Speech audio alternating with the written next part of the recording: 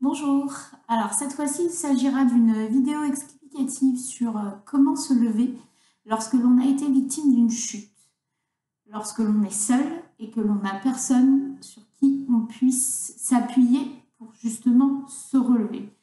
Donc j'espère que cela ne vous arrivera pas, mais toutefois il est bon de rappeler quelles sont les différentes étapes justement pour le lever, de manière à ce que justement vous puissiez de nouveau vous relever et pouvoir aller soit appeler des secours ou bien pouvoir aller atteindre votre téléphone pour pouvoir appeler certains membres de votre famille qui n'habitent pas très loin, ou même pouvoir aller appeler vos voisins si jamais il vous arrivait ce genre de désagrément.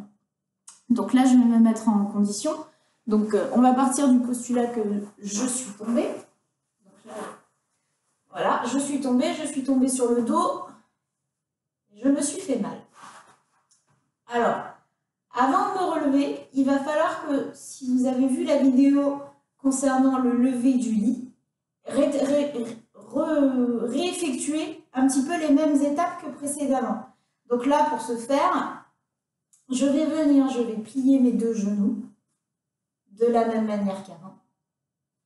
Largeur de bassin qui est légèrement espacée. Et puis je vais venir et avec ma tête, encore une fois, toujours la tête et le regard qui dirigent le mouvement. À ne pas oublier que l'on est dans l'exécution d'une fonction qui est naturelle. Et dans ces conditions-là, le regard et la tête amènent souvent le corps à se mettre en position. Donc je vais choisir de me redresser et de me relever plutôt de ce côté-ci pour que vous puissiez voir bien toutes les différentes étapes que j'exécute. Donc ce que je vais faire, une fois que j'ai plié mes deux genoux et que j'ai espacé mes pieds de la largeur du bassin, je vais venir et je vais sur une expiration laisser tomber mes jambes d'un côté. Ma tête et mon regard sont toujours tournés vers le côté où je vais me redresser. De là, avec ma main qui est derrière, je vais venir et je vais l'amener. Première des positions, il va falloir réussir à se mettre sur le côté. Il n'est pas utile de pousser, parce que lorsque l'on pousse, on amène une portion du poids vers l'arrière. Du coup, ce qui fait qu'on exécute un effort énorme pour pouvoir se relever. Ce n'est pas la peine non plus d'essayer de venir recruter les abdominaux pour essayer de se lever. Vous allez vous épuiser à essayer de vous lever. Autant laisser la gravité faire les choses. Donc, je répète, dans un premier temps, sur une expiration, je laisse tomber mes jambes, puis ma main vient et se met du côté où je vais me lever. Dans cette position-là, je vais venir, je vais rapprocher mes genoux, mettre mes deux genoux bien pliés. Je le fais avec l'appui de ma main pour vous montrer que voilà, je me suis vraiment bien fait mal. Je n'ai de valide que mes mains et je peux le faire comme ceci. Okay ? Une fois que j'ai exécuté ce mouvement-là, je vais venir avec ma main qui est sur le au-dessus. Je vais venir prendre appui sur le sol. Et sur une expiration, je vais souffler et venir positionner mon coude à l'aplomb de mon épaule. Une fois que j'ai fait cela, je suis déjà en position latérale, ce qui me permet déjà de pouvoir lever la tête et de pouvoir un petit peu reprendre mes esprits, tout en sachant qu'entre chaque position, sur le dos, sur le côté, puis dans cette position-là, si jamais vous avez des problèmes de vertige ou de la tête qui tourne, etc., vous avez l'occasion de faire une pause, puisque vous êtes quand même bien stable sur ces positions-là. Une fois que j'ai exécuté ce mouvement, je vais venir avec ma main droite qui est toujours en appui au sol, pousser de manière à positionner ma main gauche sur le sol.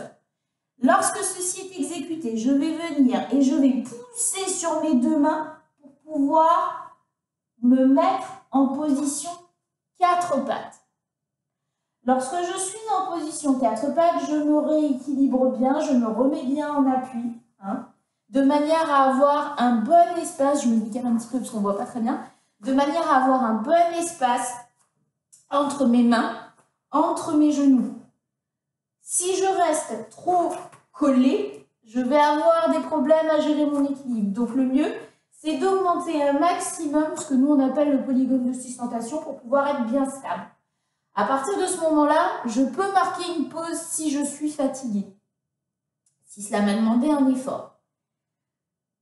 À partir de ce moment-là, soit je suis en mesure de pouvoir venir passer un peu plus en appui sur les mains et venir prendre ma jambe, celle que vous choisirez, celle sur laquelle vous êtes la plus sûre, celle qui a le plus de force, et venir la positionner sur le côté. Toujours pareil, mes pieds et mon pied et mon genou ne sont pas sur une seule et même ligne. J'écarte un maximum. Une fois que j'écarte un maximum, je prends appui sur mon genou avec mes deux mains et je me redresse. On arrive donc dans la position de ce que l'on appelle le chevalier servant. À partir de ce moment-là, je vais venir transférer mon poids vers l'avant, vers mon genou avant jusqu'à ce que mon talon se décolle. J'active ma cheville arrière de manière à venir positionner mes appuis sur mes pointes de pied et sur mes orteils pour pouvoir venir pousser et me redresser en ramenant la jambe. Ceci est dans le meilleur des cas, dans le cas où justement j'ai la capacité de pouvoir m'appuyer sur mes jambes. Si toutefois cela n'est pas possible, j'ai mis une chaise ici pour justement pouvoir démontrer que je recommence, je réexécute exactement les mêmes mouvements. Je viens, je souffle, je laisse tomber mes genoux. Ma main de dessus vient prendre appui tourner sur le côté, prendre appui sur le sol. Mon coude de l'autre côté vient prendre appui également sur le sol. Je positionne mes deux mains au sol, je pousse, je me mets à quatre pattes.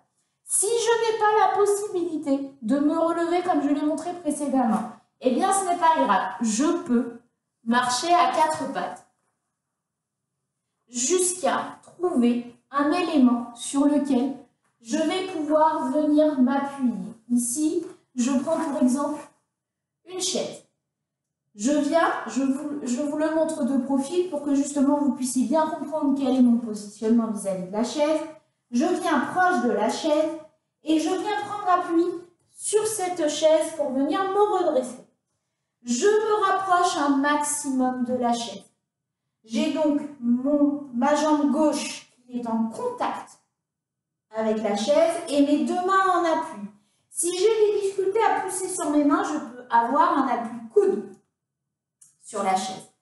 Lorsque j'ai cet appui coude sur la chaise, je pose bien le poids sur cette chaise et avec mon autre main, je viens assister ma jambe droite pour la mettre au devant de la chaise.